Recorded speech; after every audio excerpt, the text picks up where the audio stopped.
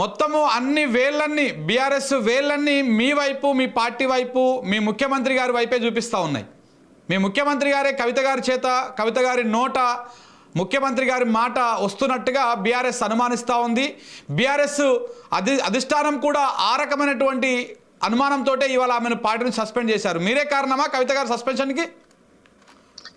ముందుగా news line మీకు, తర్వాత ప్యానల్లో ఉన్నటువంటి మా జగనన్న ఉద్యమ నాయకుడు రోడ్మేట బాలాజీ గారికి నమస్కారం. తర్వాత మీ ఛానల్ ఆదరిస్తున్నటువంటి ప్రేక్షకులకు కూడా నమస్కారం. తప్పకుండా మీ ఛానల్ ప్రజల పక్షంగా లేదా ప్రభుత్వం చేసిన మంచి కార్యక్రమాలను ముందు తీసుకుపోవడంలో అద్భుతంగా పనిచేయాలని, మొదటిసారి నాకు అవకాశం ఇచ్చినందుకు మీకు, మీతో పాటు పనిచేస్తున్న సిబ్బందికి కూడా నమస్కారం. ఇవాళ బీఆర్ఎస్లో జరుగుతున్నటువంటి అలజడి కానీ లేదా కవిత ఎపిసోడ్కి సంబంధించినటువంటి అనేక అంశాలని ఇవాళ మీరు ప్రస్తావించినారు, దూదిపెట్టిన బాలరాజు గారు.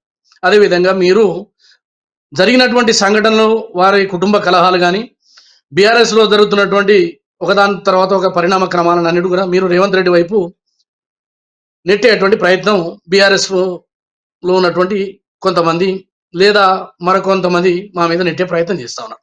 నేనేమంటున్నానంటే, ముఖం బాలేక అద్దం బలగొట్టినట్టు ఇవాళ కేసీఆర్ కుటుంబంలో అధికారం కోల్పోయిన తర్వాత వారిలో వచ్చినటువంటి తగాదాలు కానీ, వారిలో వచ్చినటువంటి పంపకాలు కానీ, ఒకరిపైన ఆధిపత్యం కొరకు జరుగుతున్నటువంటి పోరాటంగానే చూస్తాం. కానీ మేము కాంగ్రెస్ పార్టీగా వాళ్ళ కుటుంబం అంతర్గత కలహాలతో కానీ లేదా వ్యక్తిగతంగా కొట్టుకోవాలని మేము కోరుకోం. ఎందుకంటే ఒక ముఖ్యమంత్రి 10 సంవత్సరాలు పనిచేసినారు, వాళ్ళకు రాజకీయ అనుభవం ఉంది, ఉద్యమాలు చేసినారు. వాళ్ళతో పాటు మేము కూడా ఆ రోజు తెలంగాణలో కాంగ్రెస్ పార్టీగా కానీ, ప్రజలుగా, ప్రజా సంఘాలుగా, మీ అటువంటి జర్నలిస్టులు అందరం కలిసి పనిచేసాం.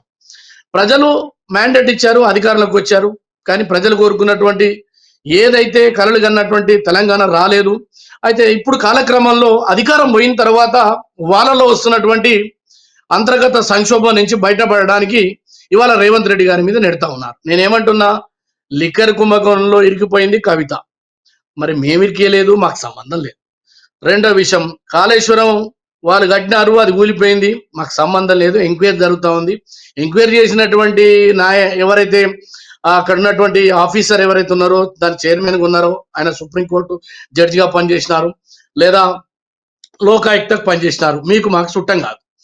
సో ఇవాళ టోటల్గా బీఆర్ఎస్ పార్టీ తనకు తానుగా ఆత్మహత్య చేసుకొని బీజేపీకి మన లోక్సభ ఎన్నికల్లో పనంగా పెట్టింది.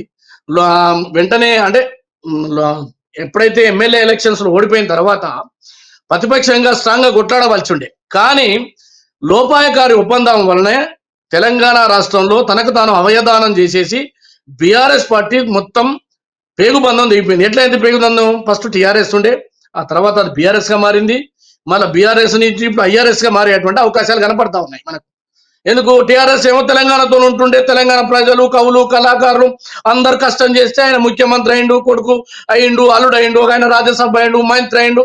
సరే అయ్యిండ్రు, అయిపోయింది, దానికి మనం ఏం చేయలేం. మాట్లాడరని మీరు అనుకుంటారు. అది అట్లా అనుకుంటే మరి కాంగ్రెస్ పార్టీలో కూడా తెలంగాణ పేరు లేదు కదా, బీజేపీలో కూడా తెలంగాణ పేరు లేదు కదా. దయచేసి మేము ఉద్యమ పేరుతో రాలేదండి ఇక్కడ, మీరు గమనించాలి. మన నేషనల్ పార్టీ. నేనేమంటున్నానంటే, ఈ పేగుబంధంతో, త్యాగాలతోటి, పోరాటాలతోటి సావుదాంగా తలకాయ నోట్ల పెట్టొచ్చి మేము చచ్చిపోయిన వాళ్ళకంటే మేమే గొప్ప అని చెప్పి మా కుటుంబమే రాజ్యాధికారాన్ని ఉంటుందని, లేదా తెలంగాణ విద్యార్థులు త్యాగాలు చేస్తే అమరవీర త్యాగాలని కూడా తమ త్యాగాలుగా, తమ కుటుంబ త్యాగాలుగా చెప్పుకున్నటువంటి సోకాల్డ్ మేధావులుగా చలామణి అయ్యి 10 సంవత్సరాలు తమకు తాముగా సామంత రాజులుగా చక్రవర్తులుగా ఏలినటువంటి బీఆర్ఎస్ పార్టీలో జరుగుతున్న అంతర్గత సంక్షోభానికి రేవంత్ రెడ్డి గారికి ఏం సంబంధం అని అడుగుతున్నా. రేవంత్ రెడ్డి గారు వచ్చినటువంటి 20 నెలల కాలంలో మేము చేస్తున్న కార్యక్రమాల గురించే మాట్లాడుతున్నాం తప్ప వాళ్ళ ఆధిపత్యం కొరకు. కైలాష్ గారు, వారి ప్రశ్న ఏంటి అంటే, వారి అనుమానం ఏంటి అంటే, ముఖ్యమంత్రి గారు రేవంత్ రెడ్డి గారు ఎప్పుడైతే బలమైనటువంటి ఆరోపణలు బీఆర్ఎస్ పార్టీ మీద చేస్తారో, ఆ బలమైనటువంటి ఆరోపణలను బీఆర్ఎస్ పార్టీ నాయకులు తిప్పికొట్టేటువంటి క్రమం లోపల రేవంత్ రెడ్డి గారి వ్యాఖ్యలకు బలం చేకూర్చేటువంటి విధంగా కవిత వ్యవహారం ఉందనేదే బీఆర్ఎస్ నాయకులు చేస్తున్నటువంటి ప్రధానమైనటువంటి ఎలిగేషన్. అంటే నేనేమంటున్నా, ఈ బలహీన వర్గాలకు 42% రిజర్వేషన్ తీసుకొచ్చి ఈ దేశ చరిత్రలో మొనగానిగా నిలబడ్డాడు రేవంత్ రెడ్డి గారు. దానికి ఒకవేళ నచ్చి ఆమె స్వాగతిస్తే రేవంత్ రెడ్డి గారు చెప్పించినట్ట, లేదు. కాళేశ్వరంలో కుంభకోణం జరిగింది, లక్షల కోట్ల రూపాయలు దొంగతనం జరిగింది, దోపిడీ జరిగింది, అధికారులు దోచుకున్నారు, అక్కడ ఉన్నటువంటి నాయకులు దోచుకున్నారు అనేది ఎంక్వైరీలో తేలుతా ఉంది. తేలితే దానికి ఏమంటుంది, మా నాన్న మీద నాకు ప్రేమనే ఉంది, మా నాన్న మంచోడు, కానీ దోచుకుందంతా కూడా సంతోషరావు, హరీష్ రావు, కేటీ రావు అని చెప్పేసి ఆమె చెప్పింది. అంటే చెప్పకనే చెప్తుంది. దోపిడీలో వాళ్ళ కుటుంబం యొక్క భాగస్వామ్యం ఉంది, మొత్తం దోచుకున్నారు, ఎంతో కొంత నాకు దక్కింది, కానీ మొత్తం ఇంకా దక్కాల్సి ఉండే, లేకపోతే వర్కింగ్ ప్రెసిడెంట్ గా నేను ఉండవలసిండే, బీఆర్ఎస్ పార్టీ కేసీఆర్ తప్పుకొని నాకు ఇవ్వవలసి ఉండే, ఏమని చెప్పుకుంటుందో, దేనికోసం చెప్పుకుంటుందో అది కాలం నిర్ణయిస్తుంది సోదరా. కానీ వాళ్ళ ఇంట్లో ఎవరికైనా జ్వరం వస్తే, వాళ్ళ ఇంట్లో ఎవరైనా జారి పడితే, వారు కైలాష్ గారు చెప్పినటువంటి కొన్ని ప్రశ్నలకు మీరు సమాధానం చెప్పాలి. అంటే శంకర్ గారు ఆమెకు సమభాగాల్లో పంచలేదు కాబట్టి ఆమె పార్టీ మీద తిరుగుబాటు శంకర్ గారు చేసింది అని చెప్పేసి కాంగ్రెస్ నాయకులు ఆరోపిస్తున్నారు. ఒక్క మాట నేనేమంటున్నానంటే, వాళ్ళ ఇంట్లో ఎవరికైనా జారి పడితేనో, వాళ్ళ ఇంట్లో ఎవరికైనా జ్వరాలు వస్తేనో, వాళ్ళ ఇంట్లో ఏదన్నా అయితే కూడా దానికి రేవంత్ రెడ్డి గారి కారణమా?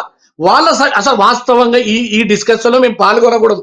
అయినా మీరు అడిగినరు, తర్వాత సమాజం చర్చించుకుంటుంది, ఏదో లేనిపోని ఇప్పుడు అనుమానం పాత రోగం అని రేవంత్ రెడ్డి గారి మీద అనుమానాలు లేవనెత్తుతున్నారని మీరు అంటున్నారు, లోకం అంటున్నారని మీరు అంటున్నారు, అంటే అక్కడ ఉన్నటువంటి వాళ్ళు. కాబట్టి మేమేమంటున్నామంటే, వాళ్ళ ఇంట్లో జరిగినటువంటి సంఘర్షణకు, వాళ్ళ ఇంట్లో జరిగిన క్షుద్ర పూజలకు మాకు సంబంధం లేదు.